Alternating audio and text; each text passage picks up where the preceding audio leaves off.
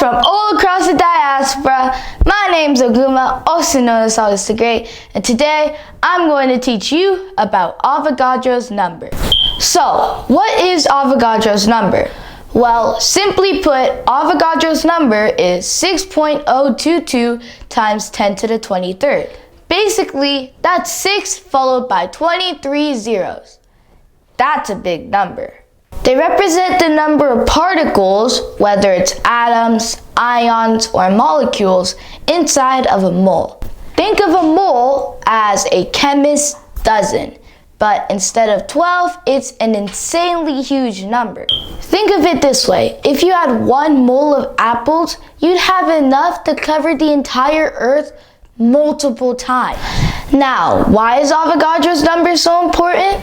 Avogadro's number helps scientists measure things at the atomic level. Atoms and molecules are so small, we can't count them one by one. So we use Avogadro's number to help group them together.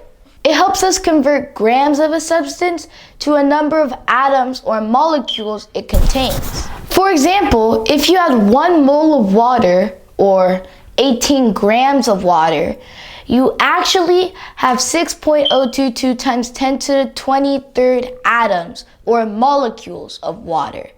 That's a lot of molecules. Let's do a quick example. If you had 2 moles of carbon dioxide, then how many molecules of carbon dioxide do you have?